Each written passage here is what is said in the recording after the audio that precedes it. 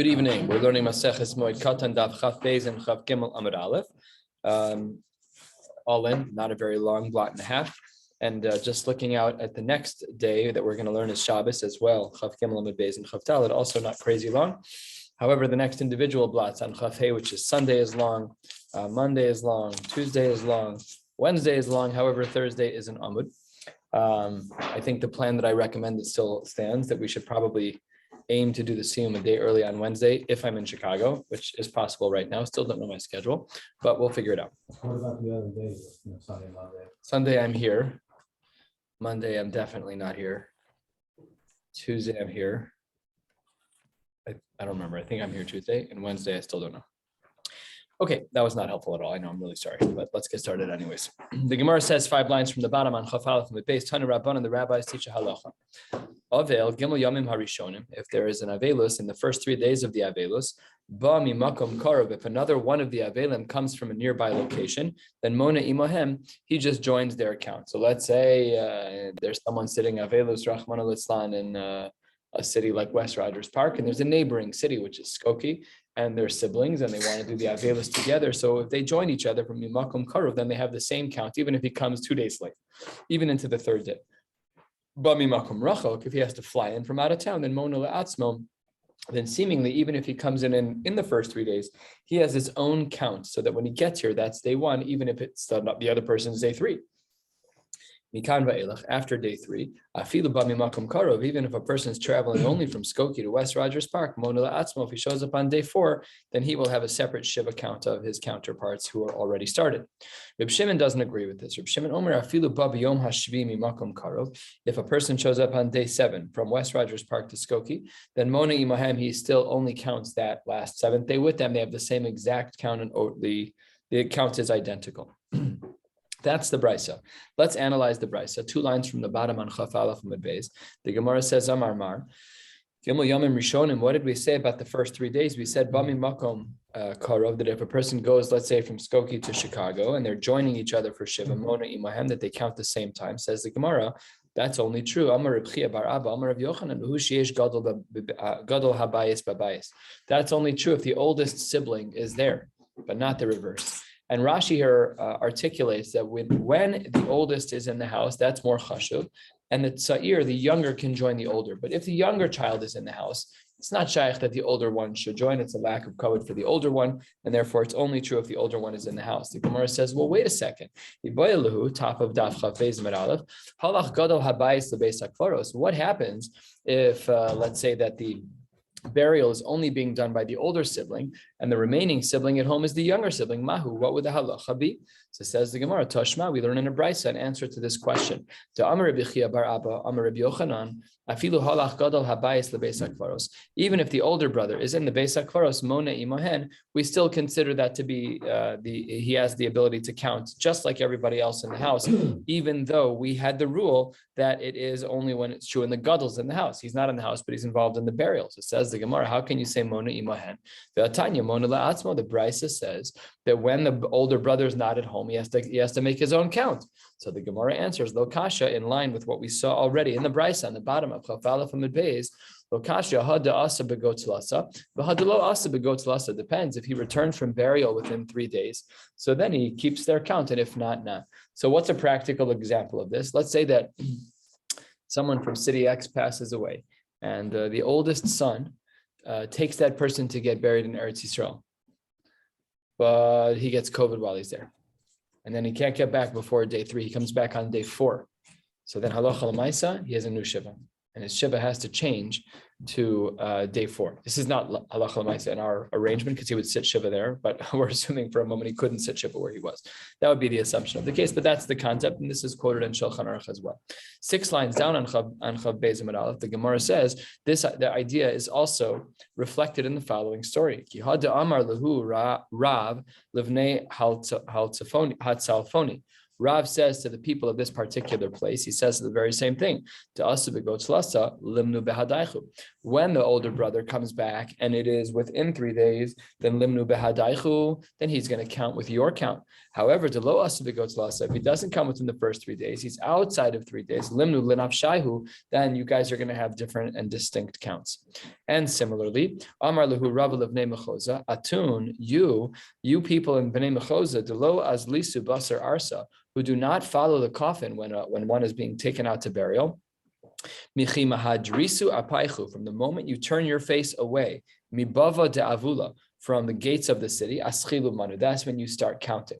So we have this often. This is actually the case where a person who's dealing with an actual burial, they don't yet start their shiva. So if a person's staying in America, their shiva starts earlier than the one who travels to Eretz Yisrael to do the burial. That idea is also quoted in the poskim. 1/3 of the way down at the 2 dots, quoting the brisa that we started with at the bottom of Chaf Aleph and Beis, the brisa quotes this section in the 2 dots. Reb Shimon Omer afilu ba b'yom hashvi mimakom karov. Reb Shimon argued with the Tana Kama, and he was of the opinion that if someone came from a close locale from Skokie to West Rogers Park, and it was even on the 7th day, Mona imahen, he counts on their schedule. So it says the Gemara. Hold on 1 second. Amar Rav Chia bar Gamda, Amar Rav Asi ben Shaul, Amar Rav Yosi ben Shaul, Amar Rav, Hu Shaba Umatza Menachem Enetzlo. That's only true if he shows up on day 7, and there are still people who are there to do Nichum Avelim. There's still people at the house to give a Nechama. However, if that's not the case, then it would not work. So the Gemara asks a question. Hold on 1 second. How do we determine when people are no longer sitting at the Shiva call? We all know the awkwardness of getting up at a Shiva call. You don't want to be the first of the pack to get up, but you got to go. So like you shift in your chair. So the Gemara says, what if you're shifting in your chair? Ba'e Rav Anan. You're moving around in order to stand up, but velo amdo, you have yet to stand up. Mahu.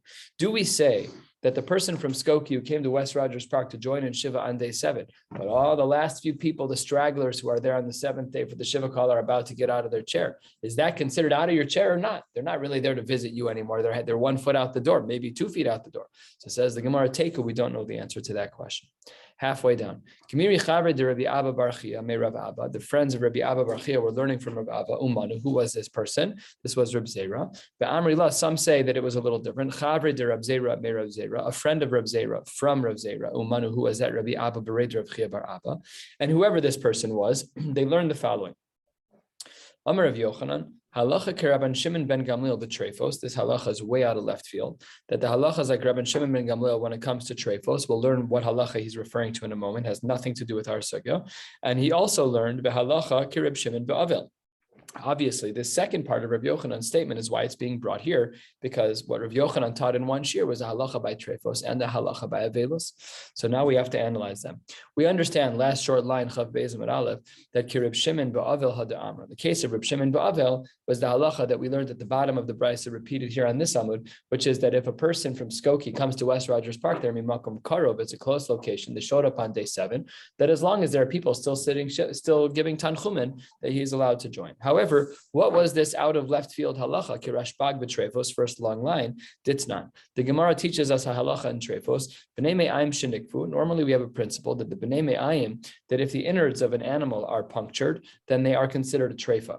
But says the Gemara, if it's true that v'leicha sos misan, that some type of moisture actually blocks up the hole that was made on the innards of this animal, kshera divirashbag, and we paskin like this. Asks the Gemara, my lecha, what type of liquid is there? What is glue? What are we talking about? It's the inside of an animal. Amar of Kahana, sirka demeaya, denafik agav duchka. Sirka normally means sap. It doesn't mean tree sap here. It means that there's some type of viscous liquid inside an animal that in theory could be squeezed out of an animal, the nafik agav duchka, that comes out when one is squeezed. And when there's a hole in the body, this liquid will go to the hole, some type of clotting agent. I mean, just what it seems like from the Gemara. That's what the Gemara says. We paskin like Reb Shimon ben Gamliel.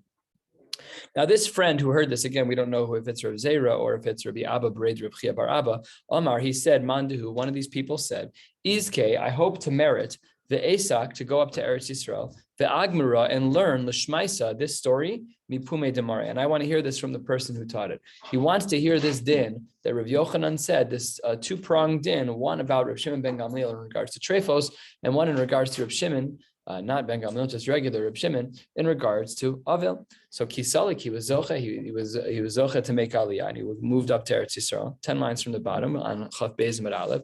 When he went up, Ashkeche, the Rabbi Abba Bered Rabbi Chia Bar Abba, he heard the person who quoted Rabbi Yochanan and Amar Le, is it in fact true? Amar Mar Halacha Kirashbag B'Trefos. Did you really paskin like Reb Shimon ben Gamliel when it comes to Trefos, that if there's this lecha, there's this type of discharge, whatever it is, that clogs up the hole that's in the innards, that the animal is still kosher?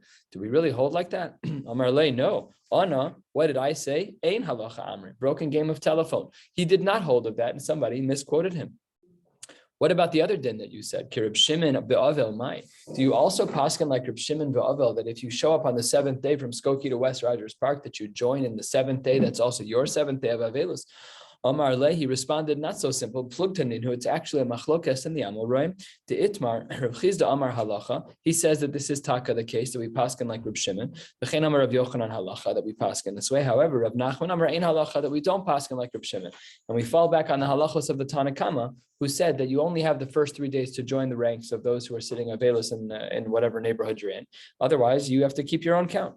And as well, Vein halacha kirashbag b'trefos, we also have a din in the Gemara that says that we don't paskin like rashbag when it comes to trefos. V'halacha Reb Shimon ba'avel. Why is it that we paskin like the lenient shita of Reb Shimon when it comes to avelus? To Amar Shmuel halacha k'divrei Amekil ba'avel. As you can see now for the 4th time, I think it's the 4th time that we've had this, that we try to be lenient wherever we can. And it's a huge tircha. Let's say the person coming from Skokie to West Rogers Park was ill. They couldn't come out. I'll use COVID again as the example. They couldn't leave until day 5. So they showed up on day 5. They have to start Shiva from scratch. That's a huge tircha. We don't do that. For the next Amud and a half, we're going to learn, what did I write down here? 11 different cases that distinguish between regular avelus and the avelus of a parent. And all of them have the following, almost all of them have the following frame. 3 lines from the bottom. I'll call hamesim kulan X, and then I'll aviv al imo Y. That's going to be the format. I'll call hamesim kulan mad chemitaso. We should rush to put the person to bury them. Harezim meshubach. That's a wonderful thing. Rashi says 2 lines from the bottom. Mad chemitaso memaher lahotzia. We do our very best to bury them quickly. However, alavi va'alimo harezim aguna. That's not appropriate to do that. We should be slower with our parents, but there is something that qualifies that. Haya erev Shabbos or erev Yom Tov. If it is erev Shabbos or erev Yom Tov, we don't want to lose the opportunity to bury them, because that could be quite a disrespect to the parents. And therefore, harezim meshubach she'ena osa l'chvod aviv v'imo. We're going to rush on erev Shabbos and erev Yom Tov to make sure that the person gets buried before it gets halachically problematic to bury them. That is a cover. Al kol hamesim kulan ratzim emayit bi'isko. If he wants, he can minimize his business, the permissible kind of business. The poskim say, the Meforshim say that it's talking about work that's like davar ha'aved and al yedei acherim. You're allowed to, let's say, I don't know, you're in the jewelry business, you're going to lose $1 million of business this week. So al yedei acherim, you're allowed to run the business, no problem. Al kol hamesim. And ratza einum the might. And if you want, you don't have to stop your business. You can pick what you want to do if it's not apparent. Top of Chav Beis with Beis, the Gemara says, Al aviv val imo memait. However, when it comes to a parent, you don't have a choice. You have to be memait. How far does that go? Does a person have to lose their whole parnasa? I don't know. But that is not dealt with by the Gemara.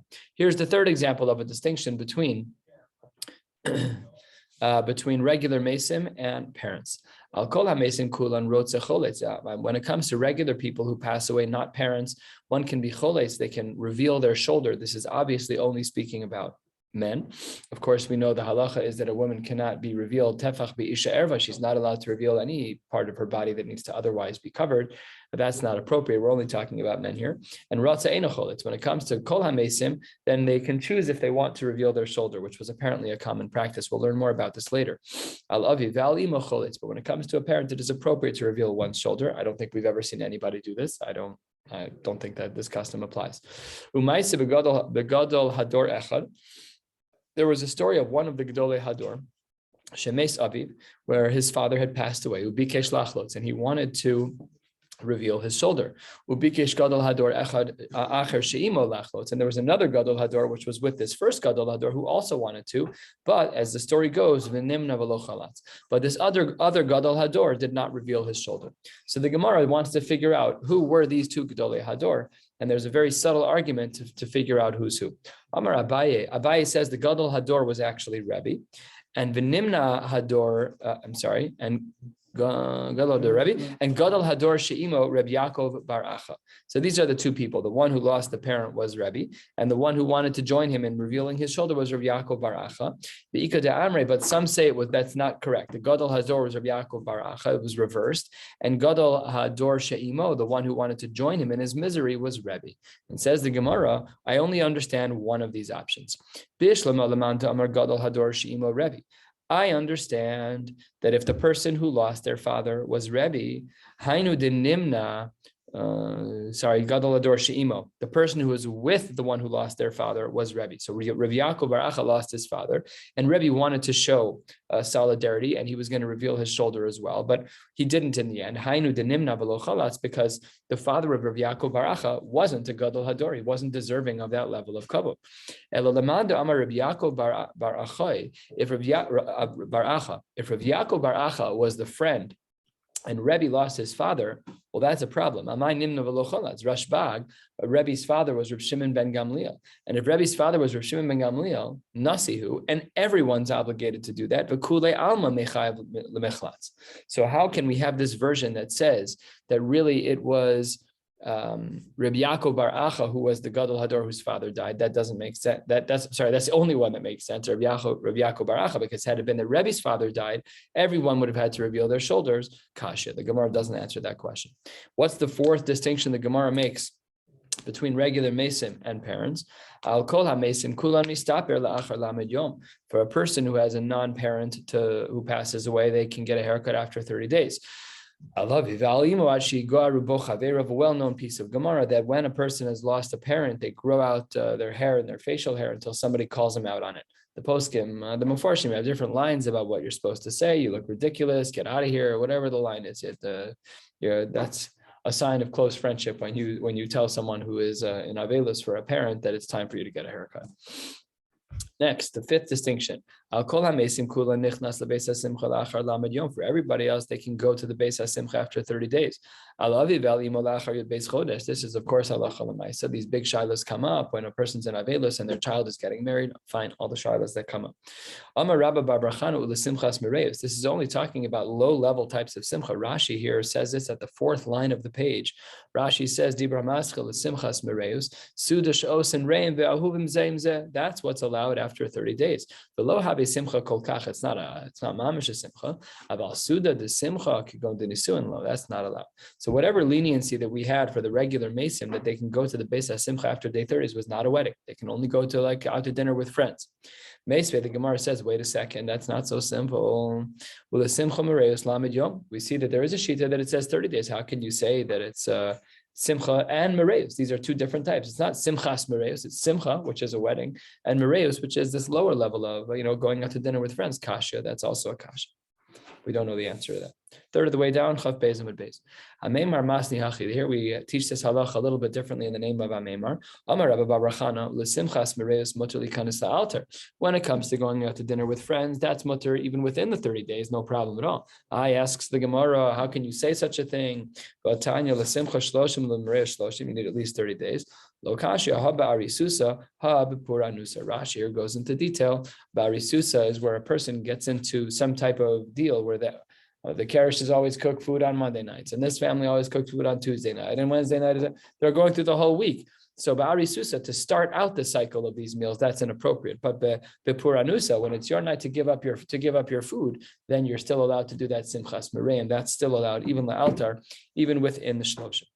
Halfway down, the sixth distinction between regular mesim and parents. Al kol mesim kulan korea tefach. Everybody utera tefach. Al avi ve'al imo ad she'igala eslibo. When it comes to parents, it's to reveal one's chest. Amar Rabbi Abo Ma'ikra. How do we know? Because the pasuk says, "Vaychazek David bivgado ba'ikareim." He grabbed onto his clothes and he tore. Ve'enachiza pachos mitefach. That's how we know that it should be at least a tefach. Next, al kol mesim kulan. The seventh distinction. Afilu lavosh asar chalukin enu korea le'elyon. When it comes to other mesim, we only do the outer layer. Al avi ve'al imo koreas kulan. Very similar because it said in the other one that we tear down to the chest. Okay, fine. However, ve'api karsuso ena me'akeves. An api karsuso is a turban. It's some type of head wrap. And that it does not need to be torn. We're only talking about things that are covering the chest. Echad ha'ish ve'echad ha'isha, it applies to both men and women. However, the Gemara does clarify.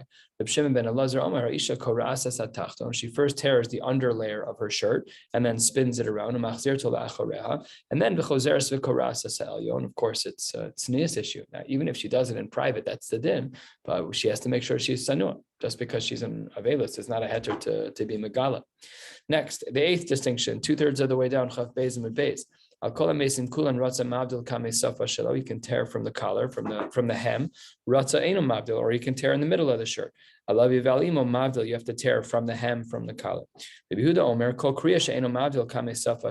kriya that a person does that doesn't start at the collar, that is a bad form of doing kera, of tearing, it doesn't count. My time at Rabbi Yehuda, why is he so strict? Because of the pasuk. What does the pasuk say? The pasuk is 15 lines from the bottom. It was torn into two pieces. That it was torn. Don't I already know shem l'shnayim? I already know that it's two. That's obvious. So therefore, there's some duplicative language in the Mishnah, in the pasuk. So therefore, ela shenir and kru and kishnayim. It has to be that it actually appears like there are two tears, a tear that yielded two different garments. It should look that way. And that only happens when you tear on the hem. The ninth distinction, 5 lines before the middle width lines. You're allowed to do a loose form of restitching after Shiva. And you can fully restitch the garment after Shloshim. That's true by regular people. Remember, they didn't have a lot of clothes. So if they had, I don't know, whatever they wore, a tunic, a gown of some kind that lasted for years, they only had a couple of outfits. So that was very expensive. And they don't live the way we do. They have we have closets full of clothes. So we would throw it out or keep it as a memento, but they didn't have that. So after 30 days, they'd fully restitch the clothing. However, yes, you can do a partial stitching to return it to semi-normal after the shloshim. However, the kera, the kriya that we do for a parent, that can never be resewn to perfection. However, when it comes to a woman, she is allowed to restitch quite quickly. Sometimes you'll see that women have a safety pin holding up the kera on their clothing. This is true, even though the underlayer, right? We're not talking about tznius here. We're talking about kavod. It's an important distinction. She's covered. So it's not an issue of tznius. We're saying that it's inappropriate for a woman to have shorn clothes and walk around like that. Not inappropriate in a sexual way, but it's just not mechubat for a woman. So therefore, she'll safety pin, do a light stitching, and that's considered appropriate right away. Does it make a difference if it's the elyon or tafton about fixing it for a parent, or you can never fix it permanently. We're only talking about doing the temporary stitching for a parent. No, that's what I'm saying. Is it both of those garments? For a woman? No, for a man, because I did my jacket and my shirt. But for men, the Gemara doesn't say that this is required. It's only required for women to do the shalila, to do the first level of fixing. For a man, he's allowed to, but not obligated to. We're just saying for a woman, it's not mechubat for her to walk around with the lapel of her whatever she's wearing or her shirt which is torn, even though she's covered. It's not a tznius issue. For a woman, we say that's not right. She should do shalila. She should do that very safety pin, let's call it, to safety pin one side to the other. It's more mechubat. Gemara doesn't say why either, but that is a distinction. Yeah, that a woman's always allowed to do that. Does it say she's required? It seems that way. But isha sholalto, it seems as she should. But altar mipnei kvoda. Does Rashi say anything here? Nope. Last of the short lines. Kiyasa Ravin, he added another one in the name of Rav Yochanan. Rav Yochanan al kol hamesim. When it comes to the regular family members, the non-parents, Ratza korea b'yad, he can tear barehanded, and Ratza korea b'kli, or he can tear with a utensil. Alavi ve'al imo b'yad. So when it comes to parents, they should tear by hand. With our garments, where the collars are very, very thick and they're very well made, often the rabbi, I've seen Rabbi Matenki do this, they bring a very, very sharp, like a utility knife of some kind, and they just cut through to get through the outer part of the shirt, and then the person will tear biyadai. So that's what the Gemara says, is a ratza koreh b'kli. Al avi ve'al imo biyad. Fine. V'amar Reb Chia bar Abba amar Rav Yochanan. Al kol hamesim kulam mibifnim. Al avi ve'al imo korea mibachutz. When it comes to non-parents, they should tear inside. According to some, this means inside their house. Al avi ve'al imo korea mibachutz. They tear outside their house. Different understandings of what this Gemara means about inside and outside. So that's what the Gemara says. Amar Rav Chizda v'chein l'nasi. The halacha is seemingly the same with a nasi that they tear bachutz. Says the Gemara, not every halacha by a nasi is the same as parents. Meisvei lo hishvu la'aviv u'li'imo ela li'ichui bilvad. It seems to be that only in regards to the halacha of restitching do we have this similarity to parents. That just like parents are not allowed to ever. Just like a kera for a parent can never be fully repaired, so too for a nasi. But what's implied from there says Rashi over here, halfway through that Rashi, 10 lines from the bottom of the page, he says, they're not the same as parents when it comes to doing it outside. So it says the Gemara, my lava filu l'nasi, would it be the same even for them? Lo lebar minasi. The halacha is different by them than it would be for parents. Nasiya shachiv, there was a case where a nasi died. So what happened? Amar le Rav Chizda le Rav Chanan bar Rava, kafi asisa. You should turn over the grinder, or Rashi says the machteshes, that which we use for grinding. The kumala, you should stand on it. Ba'achve kriya alman, you should show everyone that you're tearing kriya when the nasi died. What about al chacham? When a chacham dies, choletz miyamin, we reveal the right shoulder. Al abezdin mismol, we reveal the left shoulder. Al nasi mikan mikan, one should reveal both shoulders. Tanu Rabbanan, let's go through some of the halachos of very, very high level people. And some of the customs that apply to them when they pass away. 3 lines from the bottom, Chaf Beis and Mid Beis. We're going to go to the last line of the next Talmud. Tanu Rabbanan, Chacham Shemeis, Beis Midrasho Batel. If a Chacham dies, he's a Rosh HaYeshiva, then his yeshiva shuts down for something. We don't know how long from the Gemara. Bezdin Shemeis, if the Bezdin passes away, Kol Batim Midrashos Shebe'iro B'Telan. Everyone should stop and everyone should go to the funeral. B'nichnas and lebeis hakneses, they should go sit in a shul instead of their base medrash. U'mashanan es mekoman, and they should sit in different places. Hayoshvin b'tzafon, yoshvin b'daron. Hayoshvin b'daron, yoshvin b'tzafon. We sit on opposite ends of the shul. Now, what if you sit in the middle of the shul? Switch sides. Okay, just sit somewhere else. The Gemara is not being specific. Nasi shemeis, we're scaling up. We did chacham abbesdin. Now we're going to the nasi. If the nasi passes away, bati midrashos kulin betel, and everybody shuts down. B'nei hakneses nichnas and the base hakneses, the regulars will go into shul, but they don't daven in a minyan. The only reason that they go to shul, says the Gemara at the top of Chaf Gimel Amud Aleph, is B'koren Shiva V'yotzim. They read on Shabbos, but they're davening b'yechidus. Take a look at Rashi. Wild idea. B'koren Shiva B'sefer Torah. They're not having a minyan. That's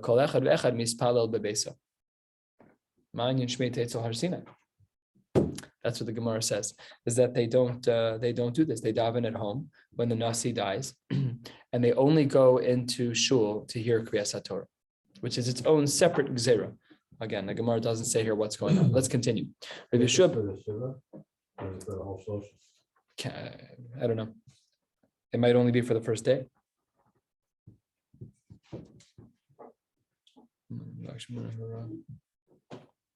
I don't know. I'm not sure.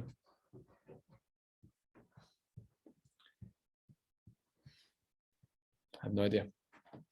So it says the Gemara on the top of Chav Gimel Amud Aleph, Rabbi Yeshua ben Korcha Omer, Lo sheyelchu v'yitailu b'shuk. When we say you're not supposed to go to shul, that doesn't mean it's time to hit the casinos. What we're talking about is el yoshim v'domin. What? Oh, it rolled off my tongue. It was, yeah, it does. Okay, yeah.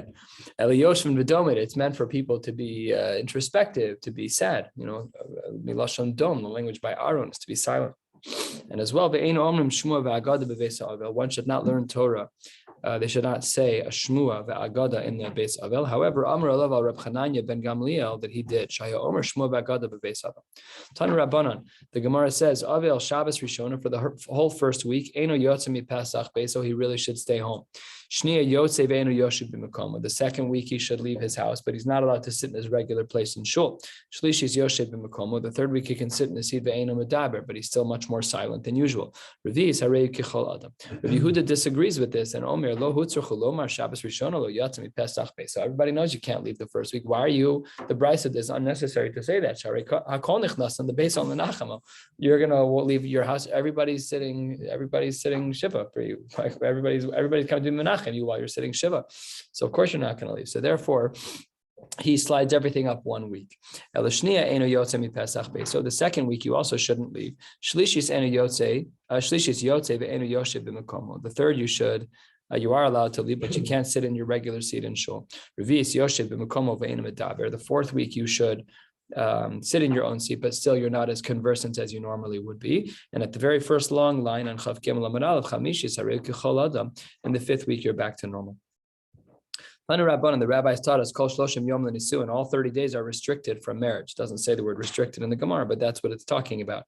Mesa ishto, if it was his wife who died, asr lisa isha acheres ad shiyaru alav shlosha regalim. Very interesting halacha, that there should be at least 3 regalim that pass by before a person remarries. Rabbi Yehuda argues in Omer, no, regel rishon resheni asr, but shlishi mutter. Once he passes 2 regalim, then he's allowed to marry. That's not a problem. However, if this man doesn't have any children, then mutter lisa la'alter mishum bittul period of because a person has a mitzvah to have children, so therefore they can marry right away. This is not true when the woman lost her husband. There we have hukra ubra. We just want to make sure that we have to wait 3 months to know that she's actually not pregnant, because it's not unreasonable for a woman to not show for the first 3 months if they had tashmish amita right before he died, and then now she gets remarried right away. We have no idea whose child it is, and it causes issues for yichus and mamzerus, and that's a whole big mess. So that doesn't apply by a man, obviously. If a man's wife passed away and she left him with a lot of small children, he's allowed to marry right away in order so that someone can tend to the children. And the Gemara tells a story. A little bit of a, okay, you'll do the math yourself. The wife of Yosef HaKohen died, and there were a bunch of little kids. And he said to her sister, in the cemetery, come join me and we're going to raise your sister's children. And so they got married. However, they did not have tashmish amita for a lengthy stretch of time, even though they were married. That's an interesting shaila in poskim as well, because some of the poskim write that we discussed this about wearing shetels. When does a woman have to start covering her hair? Do we say that it's after yichud, because yichud is already, you've been alone, and in theory it's ru'ya l'bia, and therefore, fine, that's a possibility. Most poskim don't say that. Most poskim say that it's with tashmish amita, and only the next day does a woman have to cover her hair. Okay, but here the Gemara says they had no tashmish for zman meruba. Amar Rav Papa la'achar shloshim yom. That was 30 days. Tanu Rabbanan, one last sugya for tonight, and then we'll stop. Kol shloshim yom lagihuts. All 30 days are restricted from pressed laundry. Echad kelim chadashim, echad kelim yeshanim yotzim mitoch hamichbash. Both for new utensils and for old ones that came out of the michbash. The michbash is like taking something to the dry cleaners relative to ironing it yourself. If the dry cleaners does a really good job, that suit looks really nice on the hanger. They did a great job. It looks really brand new, and that's prohibited as well. Rebbe argues, Rebbe Omer lo asru ela kelim chadashim bilvad, and you are allowed to wear clothes that come out of the michbash, the clothes that come out, as long as they're not new. Even if they look new, as long as they're not new, you can wear them. Rabbi Elazar, Reb Shimon, Omer, no, lo asru ela kelim chadashim levanim bilvad. Only white garments are problematic to wear. New white garments, kelim chadashim levanim bilvad. Abaye nafik begarda de sarvala ki Rebbe. He went out with a garda de sarvala, which matches the shita of Rebbe. What's a garda de sarvala? 5 lines from the bottom of the Rashis. Rashi tells us exactly what it is. Malbush lavan meguhatz yashan. It's a clothing that is white, and it's pressed, and it's old. And the Gemara says here, the first word on the second to last line is it's kirebi. And if you look up a couple of lines, what did Rebbe say? Lo asru ela kelim chadashim bilvad. And this isn't new. So no problem. You're allowed to wear this garment, even though it's garda de sarvala, even though it looks great, it doesn't matter. You're allowed to wear it. Rava went out with something else. Rava nafik bechimutzta rumisa sumkita chadati. He went out with a chumitzta, Rashi says, is a chaluk. It's a shirt or a jacket. Romisa, Rashi says, shebami romi. It's a Roman shirt. Sumkita is the color of red. Sumak in Aramaic is red. Chadati means that it's new. And whose shita does this reflect? It's Rebbe Elazar b'Reb Shimon. And if we look back to line 4, Rebbe Elazar b'Reb Shimon, he said, Lo asru ela kelim chadashim levanim bilvad. And this is red. So even though it's new, but because it's not white and it's red, therefore it's permissible to wear. So we have a 4-way machlokas in the Gemara about what is permissible to wear in regards to laundry as an other. Wishing you all a beautiful night.